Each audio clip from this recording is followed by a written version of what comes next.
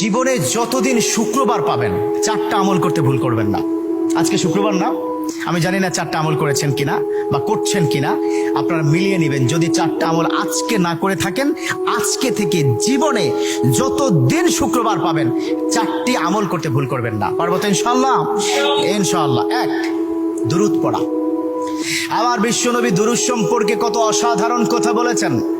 একজন সাহাবা এসে বললেন, ইলা রাসূলুল্লাহ সাল্লাল্লাহু আলাইহি ওয়াসাল্লাম, ও নবী, আমি যদি আপনার প্রতি দিনের 1/3 ধরে দুরূদ শরীফ পড়ি আমি কি নিয়ামত পাবো? বিশ্বনবী বললেন, তুমি যদি দিনের 1/3 ধরে আমার প্রতি দুরূদ শরীফ পড়ো তোমার জন্য বিশাল উপকার হবে, আরো বাড়িয়ে পড়লে তোমার জন্য আরো ভালো হবে। সাহাবা মহা খুশি হয়ে গেলেন, ইয়া রাসূলুল্লাহ, আমি দিনের অর্ধেক সময় জুড়ে যদি আপনার প্রতি দুরূদ শরীফ পড়ি তাহলে কি হবে?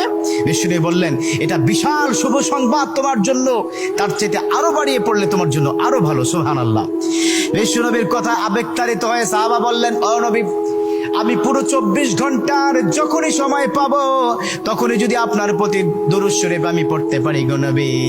আমার নবী মুচকি এসে বললেন, তাই যদি হয়, ওয়া কানা মাই ফিল জান্নাহ, ও আমার সাহাবা, তুমি যদি 24 ঘন্টা ধরে যখন সুযোগ পাও তখনই দুরূদ শরীফ পড়ো, তুমি আমার সাথে আল্লাহর জান্নাতে যাবে।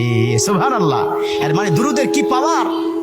দুরূদ এত অসাধারণ। কেউ যদি মান করা দুরুদান, যে ব্যক্তি দুরূদ পড়বে আল্লাহ পাক তার মর্তবা, তার মর্যাদা 10 গুণ বৃদ্ধি করে দিবে। সুবহানাল্লাহ পড়েন। যে ব্যক্তি দুরূদ শরীফ পড়বে আল্লাহ পাক তার আমলনামা থেকে 10টি বদ আমল কেটে দিবে। সুবহানাল্লাহ পড়েন।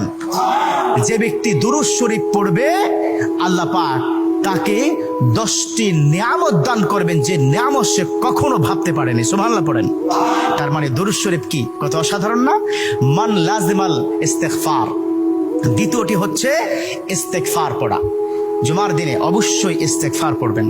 ইস্তেগফার কত অসাধারণ কথা। মান লাজিমাল ইস্তেগফার, যে ইস্তেগফারটাকে লাজিম করে নেয়, অর্থাৎ কথায় কথায় সময় পেলে আস্তাগফিরুল্লাহ আস্তাগফিরুল্লাহ আস্তাগফিরুল্লাহ আল্লাযী লা ইলাহা ইল্লা হুয়াল হাইয়ুল কাইয়্যুম ওয়া আতুবু ইলাইহি। কোথাও ভুলে হয়তো একটু ফেসবুকে কোন একটা নারীর ছবি চলে আসলো, আস্তাগফিরুল্লাহ স্কিপ করে দিল। এরকম ইস্তেগফার যে ব্যক্তি লাজিম করে নিল, কথায় কথায় সুযোগ পেলে যে ইস্তেগফার পড়ে, আল্লাহ পাক তার পিছনের গুনাহগুলো ক্ষমা করে দেয়। সুবহানাল্লাহ। তৃতীয় নম্বর কাজ দেব, জুমার দিনে ভুল করবেন না, সেটা হলো ফজরের নামাজটা আদায় করতে ভুল করবেন না।